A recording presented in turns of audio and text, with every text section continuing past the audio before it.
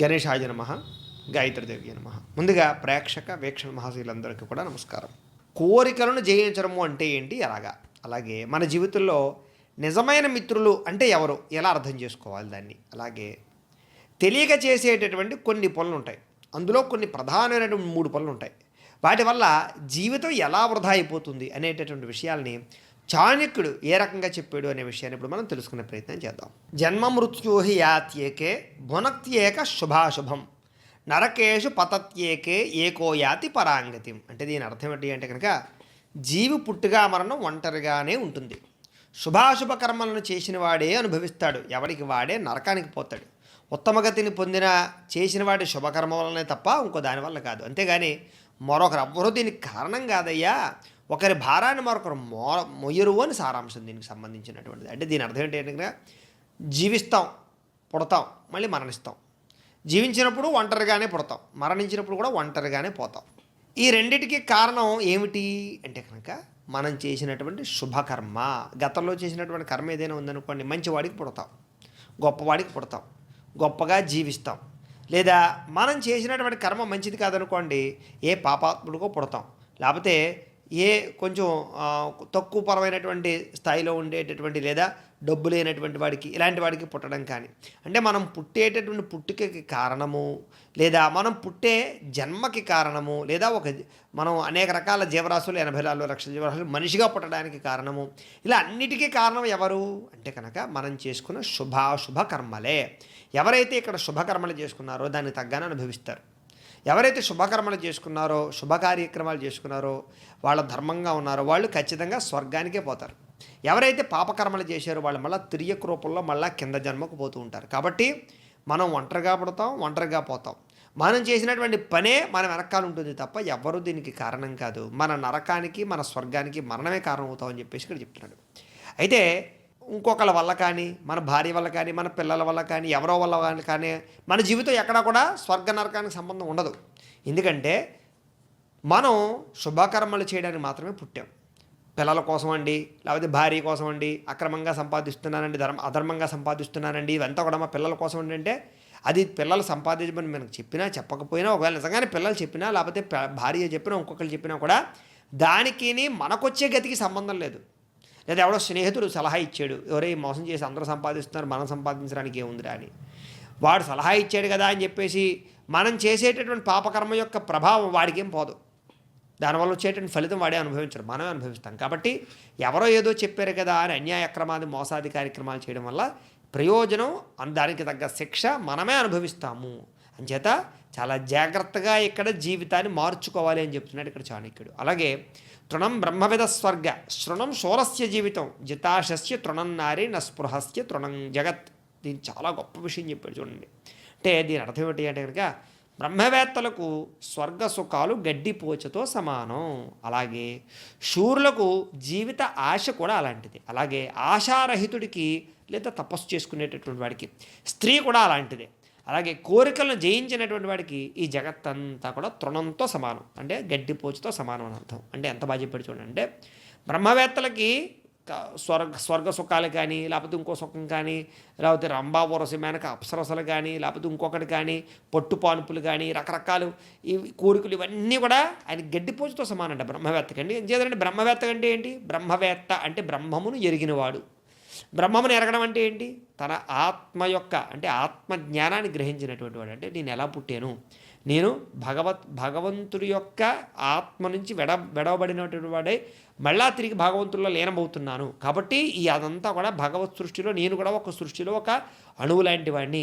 అంచేత ఇదంతా కూడా మహామాయ, మహామిథ్య, భగవంతుడు ఆడుతున్నటువంటి ఒక నాటకము, అందులో నేను ఒక చిన్న సమిధని మాత్రమే అనే విషయాన్ని గ్రహించి ఇవన్నీ కూడా ఈ వస్తువులు కానీ, డబ్బులు కానీ, సుఖాలు కానీ, ఈ యొక్క బంధువులు కానీ ఇవన్నీ కూడా శాశ్వతం కాదు. ఈ అధికారాలు కానీ, పదవులు కానీ ఇవన్నీ శాశ్వతం కాదు.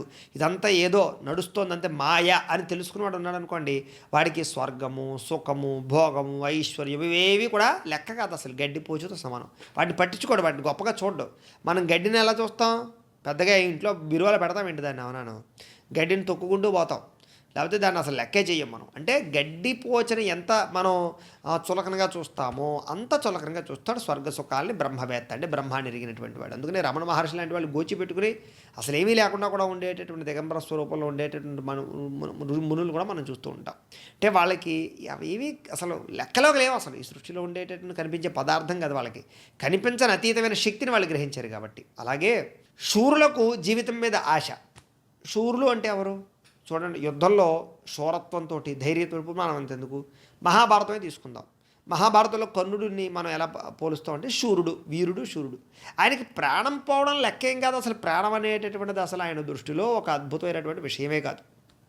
ఆయనకి కావలసింది శూరత్వం. నేను శూరున్నా కాదా, నేను యుద్ధంలో పోరాడి నేను పోరాడి మరణం పొందేనా లేదా అనేటటువంటి విషయం ఆయనకు గొప్పది తప్ప, అంతేకాని ఏదో పిరికివాళ్ళలాగా ప్రాణం కోసమే తహతహలాడిపోతూ ప్రాణం కోసం ఎన్నో రకాల వాళ్ళ వీళ్ళ కాళ్ళు పట్టుకుని జీవించడం కోసం అని చెప్పేసి ఎన్నో రకరకాల వ్యవహారాలు జరిపినటువంటి పరిస్థితి కాదు. అంటే శూరునికి ఎప్పుడు కూడా ప్రాణత్యాగం చేయడానికే చాలా ఆనందపడతాడట. అందులో జమాలు ఉన్నారనుకోండి, వీర మరణం అంటారు వాళ్ళని. అంచేత మరణాన్ని వీరత్వంతో ఎందుకు పోలుస్తారు అంటే కనుక వాళ్ళు మరణించడం అనేటటువంటిది ఒక అద్భుతమైనటువంటి అవకాశంగా చూస్తారు. అంటే ప్రాణత్యాగం అంటే ఊరికే కావాలని సూసైడ్లు చేసుకునే వాళ్ళు కాదు, మళ్ళీ సూసైడ్లు చేసుకునే వాళ్ళు వీరమరణం అనరు, అది పిరికి మరణం అంటారు దాన్ని, జీవించలేక చనిపోయిన వాళ్ళని. వీరమరణము అంటే వీరమరణానికి స్వర్గం అని, అంటే వీరత్వంగా. అంటే వీరమరణం అంటే ఏంటి, యుద్ధంలో చనిపోవడం అంటే యుద్ధం ఎందుకు చేస్తారంటే ఎవరినైనా రక్షించడానికి చేస్తారు. అంటే ఒక వీరుడు చనిపోతున్నాడంటే వాడి వెనకాల ఎంతోమందిని రక్షిస్తూ చనిపోతున్నాడు కాబట్టి అలాంటి వాడిని వీరమరణం అంటారు. అలాంటి వాడికి స్వర్గం లభిస్తుంది. కాబట్టి ఊరికే సూసైడ్లు చేసుకున్న వాళ్ళకి స్వర్గం కాదు, నరకం లభిస్తుంది. ప్రేతై ఇక్కడే తిరుగుతూ ఉంటాడు వాడు. అందుకని ఎప్పుడు కూడా సూసైడ్లు పనిచేయవు. సూసైడ్లు చేసుకున్న వాళ్ళకి అసలు కర్మే లేదు. సూసైడ్లు చేసుకున్నటువంటి వారికి అసలు పిండ ప్రదానాది కార్యక్రమాలు చేసినా ఉపయోగం లేదు. కాబట్టి ఎప్పుడు కూడా ఆత్మహత్య మహాపాపం. అందుకనే మనకి మన యొక్క లా ప్రకారంగా చూసుకున్నా, మన యొక్క చట్టం ప్రకారంగా చూసుకున్నా కూడా ఆత్మహత్య మహానేరం. కారణం ఏంటి, ఎవరికి వాళ్ళే మనం చనిపోకూడదు. భగవంతుడు మనకు ఆయుష్ ఇచ్చాడు, ఆయనే తీసేస్తాడు ఎప్పుడు తీసేయాలో. అంతేగాని అది మనకు సంబంధించింది కాదు, పుట్టించింది ఆయన, తీసుకెళ్ళవలసింది ఆయన. మధ్యలో మనమంతా కూడా ఏదో కాలక్షేపం చేస్తూ ఉంటాం. ఇక్కడ కష్ట సుఖాలు అందరికీ ఉంటాయి. వాడికి తగ్గ మనం ఇలాంటి చాణక్యనీతిలో ఇంకోటి తెలుసుకున్నట్లయితే కనుక పోరాటం వస్తుంది తప్ప పిరికి వాళ్ళే చనిపోకూడదు. అలాగే ఆశారహితుడికి, తపస్వికి, స్త్రీ కూడా అలాంటిదే. ఆశారహితుడు అంటే స్త్రీ మీద ఆశ లేకపోవడం, కోరికలు లేకపోవడం. అలాగే తపస్సు చేసుకున్నాడు ఉంటాడు, తపస్సులో ధ్యాన సముద్రంలో మునిగిపోతూ భగవత్ సాక్షాత్కారము లేదా మంత్రసిద్ధి అదే కావాలి ఆయనకి. అలాంటి వాళ్ళకి స్త్రీ కనిపించినా అసలు లెక్క ఉండదు, వ్యవస్త్రీగా కనిపించినా కూడా లెక్క ఉండదు. ఒకవేళ ఉంది అంటే కనుక అసలు తపస్వే కాదు. కాబట్టి స్త్రీ కామ్యానికి లొంగిపోకుండా ఉండేవాడు ఆశారహితుడు, అలాగే తపస్సు చేసుకునేటటువంటి వాడు. అలాగే కోరికలు జయించినటువంటి వాడికి జగత్తంతా తృఢప్రాయంగా కనపడుతుంటాయి. ఏ కోరిక లేదు వాడికి, ఏది అక్కర్లేదు వాడికి. శుభ్రంగా నామము తపస్సు చేసుకుంటూ కూర్చునే వాడికి జగత్తంతా కూడా పెద్ద, ఎవరికో కోట్లు వచ్చేసేయంటే బాధ రాదు, లేకపోతే ఎవరికో ఏదో అయిపోయిందంటే బాధ రాదు. అంటే దేన్ని లెక్క చేయనటువంటి తత్వం అన్నమాట. ఇలా జీవించాలి అని చెప్తున్నాడు మనకి చాణక్యుడు. అలాగే విద్యామిత్రం ప్రవాసేషు భార్యామిత్రం గృహేషు చ వ్యాధి సత్యౌషధం మిత్రం ధర్మో మిత్రం వ్రతస్య చ. చాలా గొప్ప విషయం అది. దీని అర్థం ఏంటి అంటే కనుక విదేశాల్లో తనకున్న విద్యే మిత్రుడు అవుతాడట. మంచి భార్య గృహంలో మిత్రుడు లాంటిది. అలాగే రోగికి మందే మిత్రుడు. అలాగే మనం చేసినటువంటి ధర్మమే మనకి చివరికి మిత్రుడు అవుతాడు. అంటే మిత్రులు అంటే ఎవరు, నిజమైన మిత్రులు అంటే ఎవరు అంటే కనుక విదేశాలు వెళ్ళామనుకోండి, అక్కడ మన విద్య మనకి మిత్రుడు. ఏం చేద్దంటే కనుక మిత్రుడు అంటే కాపాడేవాడు, సలహాలు ఇచ్చేవాడు, లేదా మన ఆలనా పాలన చూసేవాడు, అన్ని రకాల కోణాల్లో వస్తాయి. అంటే మిత్రుడు అంటే ఇంచుమించు తండ్రి సమానులు అవుతుంటారు. అంటే విదేశాలు వెళ్ళాం, మనకు అక్కడ భాష వస్తే తప్ప, చదువు వస్తే తప్ప మనం అక్కడ నగ్గలేము. కాబట్టి ఎప్పుడు తోడుండేటటువంటిది ఏంటి అంటే విద్యయే తోడుంటుంది. దానివల్ల అక్కడ మనం లాభించగలుగుతాం విదేశాల్లో. కాబట్టి విదేశాలు వెళ్ళే వాళ్ళకి విద్య చాలా అవసరం అని అర్థం దీనికి ఇక్కడ. అలాగే మంచి భార్య గృహంలో స్నేహితుడు వంటిది. ఇంట్లో ఎప్పుడు కూడా భార్యతో ప్రతి విషయం చర్చించుకుంటూ ఉంటారు. సాధారణంగా చర్చించాలి కూడా. ఎందుకంటే సాధారణంగా కరణేషు మంత్రి అని ఒక మంత్రి పదవి ఇంట్లో భార్యకి ఇచ్చారు. కారణం ఏంటంటే మగవాడు ఒక్కొక్కసారి కంగారు పడిపోతూ ఉన్న, ఆవేశంలో తొందరపాటు నిర్ణయాలు తీసుకుంటూ ఉన్నా కూడా ఇంట్లో భార్య భర్తను అర్థం చేసుకోగలిగేటటువంటి సమర్థత ఉంటుంది. కాబట్టి ఒక తల్లి తండ్రి తర్వాత అంతలాగా దగ్గరగా భర్తను చూస్తుంది. కాబట్టి భర్త మనసును అర్థం చేసుకోవడంలో ఎప్పటి నుంచో అనుభవం ఉంటుంది. కాబట్టి భార్య ఏం చేయాలంటే వివాహం అయిన దగ్గర నుంచి భర్త ఎలా తింటాడు, ఎలా ఉంటాడు, ఎలా ఆలోచిస్తాడు, ఎప్పుడు కోపపడతాడు, ఎవరితోటి ఎలా మాట్లాడతాడు, భర్తకుండే లౌల్యాలు ఏంటి, భర్త ఏ విషయంలో లొంగిపోతాడు, భర్తకుండేటటువంటి చంచలత్వం ఏంటి, ఇలా అనేక రకాల విషయాలు భార్య గ్రహించగలదు. కాబట్టి భార్య భర్తకి స్నేహితుడా సలహాలు ఇవ్వగలదు. కాబట్టి భర్త ఏదైనా తప్పు చేస్తాడు అనే విషయం కూడా భార్య ముందరే గ్రహించి, ఏమండి కంగారు పడకండి, మీరు ఇలా చేసేలా ఉన్నారు, ఇలా పెట్టుబడి పెట్టేలా ఉన్నారు, లేకపోతే ఇక్కడ ఏదో చేసేలా ఉన్నారు, మీరు వీళ్ళని ఎలా నమ్ముతున్నారు, జాగ్రత్త పడండి అని చెప్పగలిగేటటువంటి సమర్థత భార్యకు ఉంటుంది. కాబట్టి ఇంట్లో భార్యే స్నేహితురాలతో సమానం అని చెప్తున్నారు. అలాగే ఎవరికి రోగికి మంచి మందే మిత్రుడు. రోగికి మిత్రుడు ఎవరు అంటే కనుక ఔషధమే కదా, ఔషధం లేకపోతే వాడి జీవితం వృధా అయిపోతుంది. కాబట్టి రోగికి మందే మిత్రుడు. అలాగే చేసిన ధర్మమే మరణించిన వాడికి మిత్రుడు. అంటే కాలం చేసిన తర్వాత ఏది కూడా వస్తుంది అంటే మనం చేసిన దానమో ధర్మమో మంచి పనో కూడా వస్తుంది. కాబట్టి ఇవి మన జీవితంలో మిత్రుల్లా చూసుకోవాలట. చూడండి, ఎవరు నిజమైన మిత్రుల్లో మనకి ఇప్పుడు అర్థమైందా? అంతేగాని ఏదో మద్యం సేవించడానికి కూడా వచ్చేవాడు, పేకాడడానికి కూడా వచ్చేటటువంటి వాడు, సినిమాలకు కూడా వచ్చేటటువంటి వాడు స్నేహితుడు అవడం, గొడవలకి వాటికి కూడా వచ్చేవాడు స్నేహితుడు అవడం, బండి ఎక్కించుకు వీధిలో తిరిగేవాడు. స్నేహితులు అంటే వీళ్ళు అనమాట నిజమైన స్నేహితులు. ఇలా అర్థం చేసుకోవాలి. అలాగే వృధా వృష్టి సముద్రేషు వృధా తృప్తేషు భోజనం, వృధాదానం ధనాఢ్యేషు వృధా దీపో దివాపిచ. చాలా గొప్ప విషయం ఇది. సముద్రంలో పడినటువంటి వర్షం, భోజనం చేసిన తర్వాత వెంటనే భోజనం పెట్టడం, డబ్బున వాడికి దానం ఇవ్వడం, పొగలో దీపాలు వెలిగించడం, ఇవన్నీ వృధా అని చెప్తున్నాడు. చూడండి, అంటే దీన్ని మనం చాలా బాగా అర్థం చేసుకోవాలి. సముద్రంలో పడినటువంటి వర్షం ఏమైనా ప్రయోజనం ఉందా? మళ్ళీ ఉప్పు నీళ్ళు అయిపోతుంటాయి. ఎన్ని నీళ్ళు పడితే ఉపయోగం ఏంటి? దానివల్ల ఎవ్వడికి ప్రయోజనం లేదు కదా. అంచేత వర్షం ఎప్పుడు సముద్రంలో పడితే లెక్క కాదు, కొండల మీద పడాలి. అప్పుడు మనకి అది నదులుగా తయారై మనకి తాగడానికి నీళ్లుగా తయారవుతుంది, పంటలు పండడానికి తయారవుతుంది. కాబట్టి సముద్రంలో పడిన వర్షం వేస్ట్, ఉపయోగం ఏమీ లేదు మనకి. అలాగే భోజనం చేసిన వెంటనే భోజనం పెట్టడం. నిజంగా భోజనం చేసాక మళ్ళీ భోజనం చేస్తామా?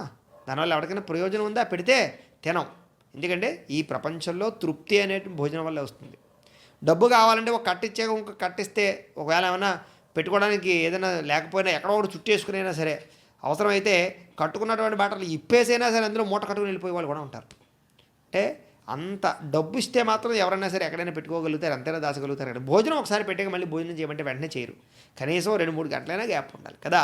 అది వృధా. దానివల్ల భోజనం తిన్నవాడికి మళ్ళీ భోజనం పెట్టడం ఎలాగైతే వృధాయో, అలాగే డబ్బున్న వాడికి దానం ఇవ్వడం వృధాట. అందుకనే దానం ఇవ్వాలి అంటే దానికి తగ్గ అర్హత ఉన్నటువంటి వాడికి ఇవ్వాలి అని. అందుకనే అపాత్ర దానం చెయ్యరాదు.